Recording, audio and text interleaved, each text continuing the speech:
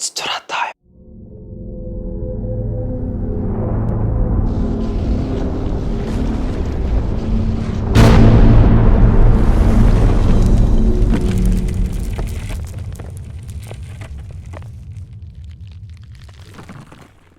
Oke, balik lagi di sesi curhat ya. Kali ini kita akan menangisi bareng-bareng ya. Kisah yang sangat-sangat menyedihkan, terutama bagi kalian para fans-fans Marvel ya. Nah, ini menurut gue pribadi sih, tapi kayaknya di luar sana banyak yang sependapat sama gue nih gitu ya. Bahkan ya sekarang nih kondisi saat ini juga lagi hujan guys ya. Artinya langit pun ya menangisi film Ant-Man 3 ya.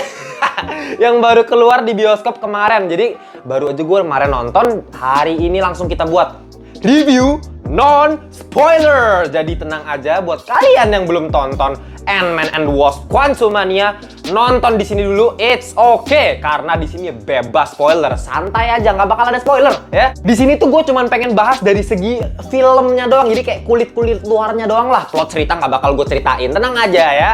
Oke, gue mau mulai dari sisi negatifnya dulu ya, karena kalau misalnya gue harus tarik satu kata nih ya, satu kata untuk Ant-Man and Wasp: Quantumania ini ya, sampah ya. Sorry to say guys, please jangan bully gue. Sorry to say, gini, bukan gue benci Marvel, lagi-lagi ya. Gue itu banyak loh, suka film Marvel tuh banyak yang keren kan. Iron Man 1 the best banget, gila kan. Avengers Infinity War menurut gue bagus. Thor Ragnarok aja yang komedi gitu, keren loh Thor Ragnarok gitu kan.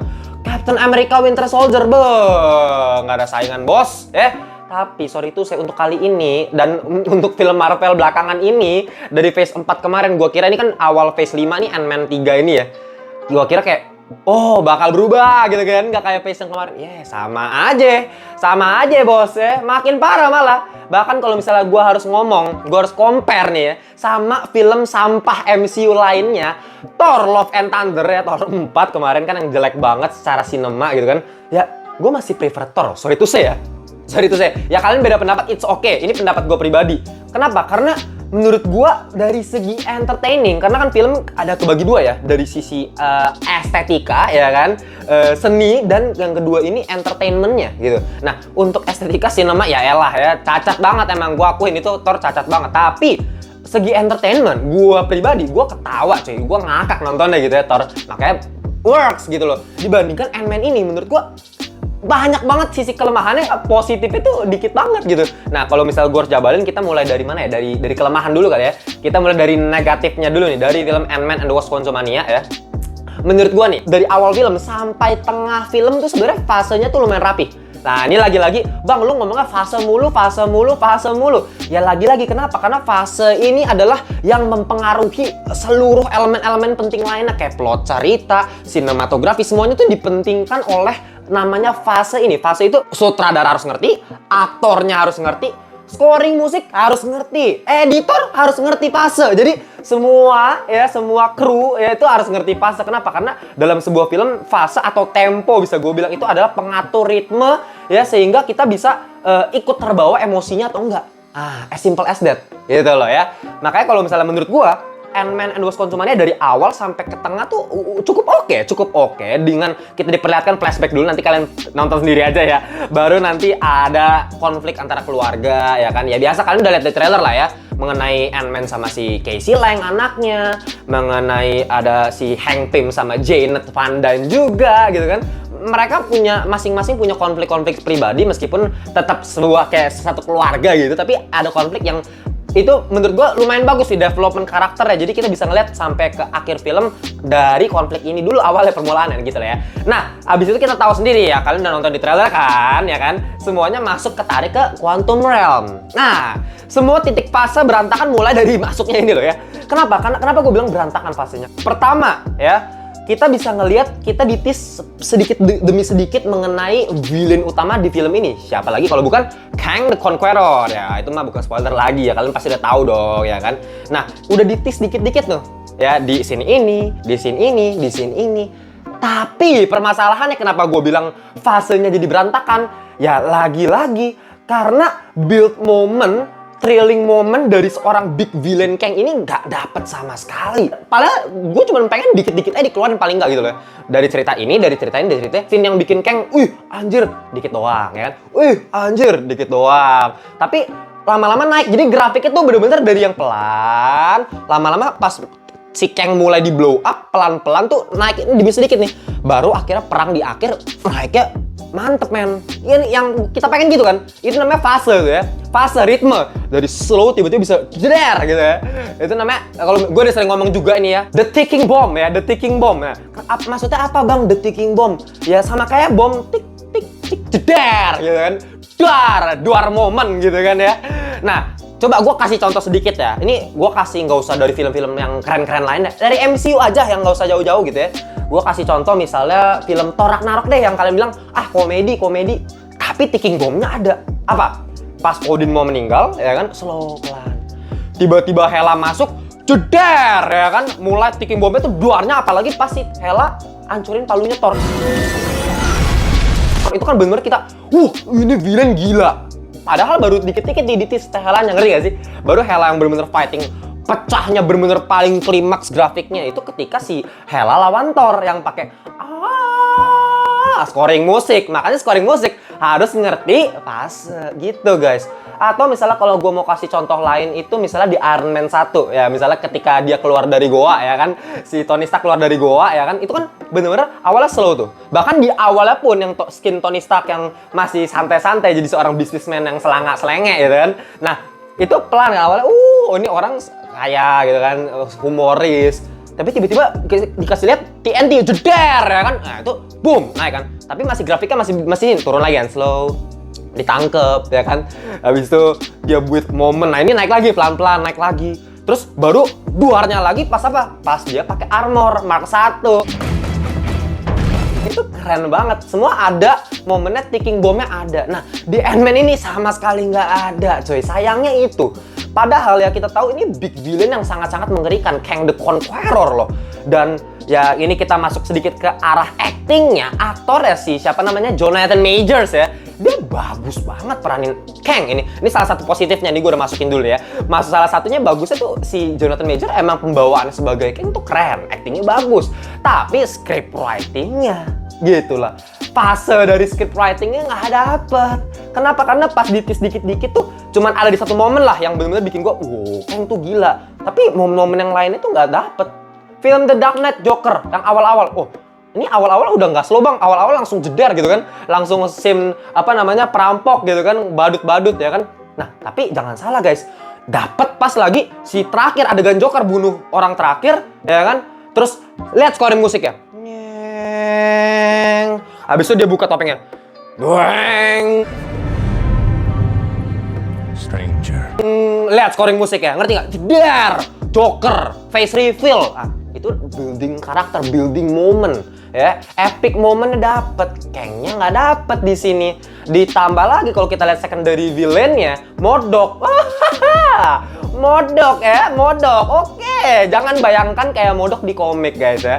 Jauh levelnya coy, buset deh. Sumpah ya, gini guys, kalian udah tahu kan, mukanya si Darren Cross ya kan. Kita udah tahu di trailer kan udah kasih lihat tuh, ya kan. Sedikit foto sedikit tuh ya, si Modok mukanya Darren Cross yang baby face itu. Nah, itu oke lah, gue emang agak aneh gimana, tapi gue masih nungguin filmnya. Nah, kemarin pas gue nonton bioskop, gue pas dibuka tuh topeng Modok ya, wah, sumpah gue nggak bohong ya guys, sumpah demi apapun, gue ngakak cuy, beneran ngakak. Gue kan nonton sendiri doang loh padahal, ngakak gue, di bioskop ngakak gitu. Ketawa gitu gue, kotak sumpah mukanya. Nah itu dia ya, tense yang harusnya dibuild pelan-pelan, harusnya bisa dibuat fasenya lebih bagus lagi. Malah dikacaukan dengan adanya jokes. Lagi-lagi kelemahan MCU ya, komedi yang dimasukkan pada scene yang gak seharusnya komedi. Itu masalahnya. Ditambah lagi actingnya si Paul Rudd itu sebagai si Scott Lang nggak keluar sama sekali. Yang biasanya lucu banget menurut gue di sini nggak ada lucu-lucunya gitu kan. Kurang ya, mediocre jadinya jatuhnya ya. Nah ini kita masuk sedikit ke acting ya. Nah kalau ngomongin acting yang paling parah tau nggak siapa ya? Yaitu si Kathryn Newton, pemerannya Casey Lang. Wah itu parah banget sumpah guys, parah banget ya. gue nggak ngerti lah gitu. Catherine Newton serius, jujur aja, gue pas pertama kali ngeliat dia dipilih sebagai Casey Lang, gue amazed, cantik ya kan, lucu, gemesin gitu kan, dan mirip banget sama karakter pemeran Casey Lang kecil di Ant-Man 1 dan 2 itu kan, mirip banget mukanya loh. Ini udah cantik, lucu, gemesin, tapi actingnya gila. Tiap kali dia ngomong dad, muka lu dad anjay. Enak gue dengerin ya, ngomong dad tapi mukanya masih istilah itu masih jaga image gitu, masih jaim, masih pengen cantik gitu. Dad, ya, matanya nggak ada jiwanya, soulnya tuh nggak ada, bener-bener polos banget. Dad, padahal lagi scene takut, ngerti nggak? Scene terrifying dibuat jadi ya biasa aja karena actingnya dia yang parah banget menurut gua, gitu loh. Sayang banget sih Catherine Newton ya, aduh masih perlu belajar acting deh. Gitu, itu dari sisi acting ya kan. Yang lalu selanjutnya lagi nih. Dari sisi visual effect deh ya, visual effect ya, kita tahu Marvel dari dulu Disney pegangannya itu kan selalu masalah CGI nggak pernah ada masalah ya, selalu keren-keren gitu kan, mulus-mulus, lagi karena budgetnya Disney kan nggak terbatas men ya kan, mereka bodo amat gitu. Dan ya dari segi CGI sebenarnya oke, tapi emang ada beberapa part kalau misalnya kalian perhatiin nanti yang gimana ya, kelihatan green screen-nya kelihatan gitu kan, terutama pas bagian scene terang ya, karena kelihatan banget kalau scene terang tuh kan lebih gampang tuh kelihatan, oh ini CGI gitu kan. Nah, itu agak kurang. Kalau scene gelap ya udah pasti oke semua lah Marvel ya.